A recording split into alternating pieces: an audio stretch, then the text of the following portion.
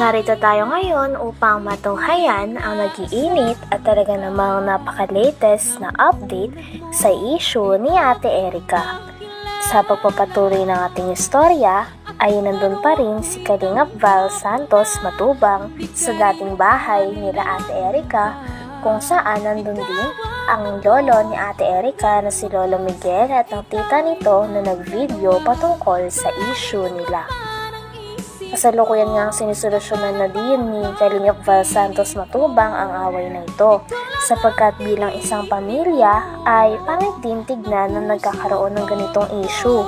At ang issue nga na ito ay dahil lamang sa pera. Yung anak mo na nanay nila, tapos may pinakasama. May pinakasama siya? Binata man. May asawa din po, kaya lang iwalaan may asawa patay dito. Sumalo. Ilan taon na yung nanay na Erica? Ilan taon na po yun? Nanay nila? Ako na po yun. 40 na yata, no? Bata pa. 43 siya, kung 44. Bata pa yung anak mo. Nagin mo yan sila? Ngayon po dyan.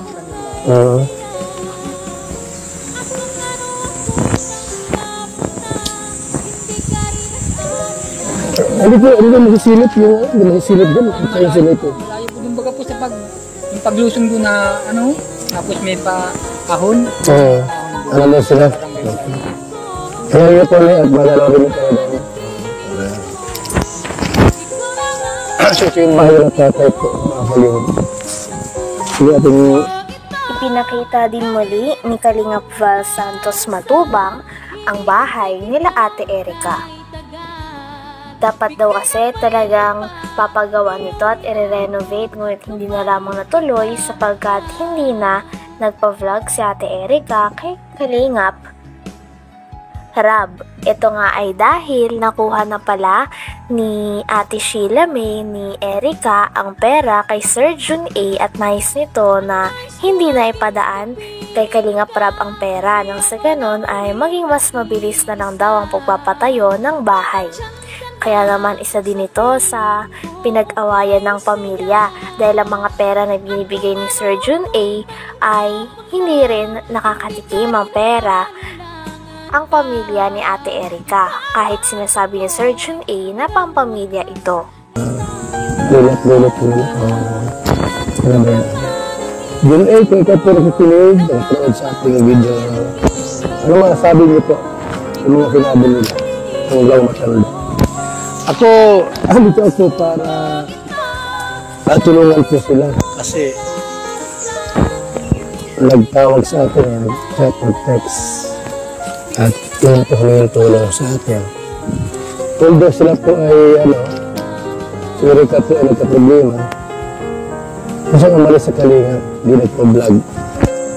Pero yung vlog po dito mga Kalingap, tuloy-tuloy po yan. Kasi ang naka-scout dito ay si Rilo Malalan. Lolo Miguel. So, at ano po kayo Mr. kay Jun A, ano ang masasabi mo? Sa dalawang hinahangaan mo. Hindi po ay matatawa, matag-Diyos. Ay sila mo ito. Huwag mong huwag mong... Ayon pa sa pamilya ni Ate Erica ay para sa kanila daw, ang isang pamilya ay nagdadamayan daw at magkasama sa hirap at ginhawa. Ngunit nabaliktad na nga at hindi na ganito ang nangyayari dahil simula daw nagkaroon na ng pera at nahawakan na ni Ate Erica at ng kanyang ate ang pera na pinadala ni Sir Jun A ay nagbago na daw ang ugali ng mga ito. Hindi na nga daw nila binibisita ang mga tao na nag-aruga, nagpalaki at talaga namang nagpaaral sa kanila simula nung bata pa sila. Hindi na rin daw hangad ni Lolo Miguel na magkaayos pa sila. Ang gusto na lamang nila ay sana manahimik na ang mga tao kakabato ng mga maling impormasyon at paninira sa kanilang pamilya dahil ayaw ni Lolo Miguel na nilalapastangan siya. Na-scout ito ng Kalingap partners natin. Pero divert kay Erica yung tulong po Kasi naging Kalingap Angel po yun. Yung nga problema, binabag yung Kalingap Rab. Kumayaw po, kung pala po ay nagapang na. No? Meron na silang usapan nila sila may at binagay po yung pera ng 1 milyon na ibinigay kay Kalingap Rab para pagawa ng bahay, pinairi po. Mga kaibigan. Yun ang gusto nila, yung may gawa natin. Pero sana mga po mga kaibigan, hindi mabago yung Panginoon. Magsingin doon sa lulot po nila. Ano ba yan? Yun kung ikaw po nakikinig, nag-proud sa ating video. Ano mga sabi niyo po? Yung mga sinabi nila. Kung lang matanda. Dito ako pa. Dahil sa problema na ito sa pagitan ni Ate Erica at ng kanyang pamilya, ay sabi nga din ni Kalingap Val Santos Matubang na handa daw siya na solusyonan ng ito. Kaya naman tinatanong niya at patuloy niyang ini-interview ang pamilya ni Ate Erica nang sa ganon ay malaman niya pati na rin ng mga tao ang tunay na side o ang hinaing ng pamilya ni Ate Erica sa kanya. Hangad pa din naman ni Kalingap Val Santos Matubang na maayos daw ang away na ito sa pagitan ni Ate Erica at ng kanyang pamilya. Dahil kahit anong mangyari ay hindi maalis ang katotohanan na lahat sila ay isang pamilya at magkakadugo lamang. Kaya pangit lang din na nag-aaway sila dahil sa pera at matatapos ang kanilang koneksyon dahil lamang dito.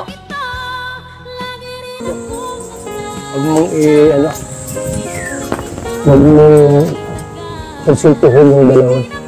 Hindi pa napunta rito, nag-birthday yung lola, hindi na naman padalaw. Tapos nagpinti-pinti pa, sila rin may nagastos daw sila sa birthday. Yung pala siya ko na nabigyan ng may birthday dito. Ano po? So, Kang! Paalam mo rin pa ka sa may lupa. Para i-repair ko yung bahay ninyo, ano? Tapos ayos na ito yung problema. Sana, ito malamang magdala ko yung nag-isip ni Erica dito. Sila niya. Ano po sa akin? Magtapos ka na? Pinires ko na po sa aking memorya. Magtapos ka na sa kanila? Kung sakaling bumalik, kung yung tawad, tanggapin mo? Kahit na po. Masagit na ka sa loob, ano? Simple po sa ginawa lang yan.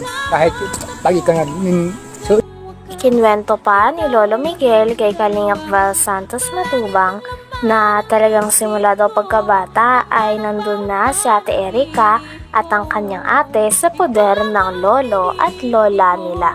Ito na nga ang nagpalaki at nagpaaral at talaga namang kumukop sa kanila ng kanyang ate. Kaya naman masama rin sa loob ng lolo ni Ate Erica na masabihan sila ng mga masasamang salita. Dahil ayaw niya rin na nilalapastangan siya at sa tingin niya ay wala daw utang na loob si Ate Erica at ang kanyang ate. tanggal. Ngayon, wala na. Wala na. Hindi ko hinihiwalay sa aming mag-asawa yan, dalawang yan.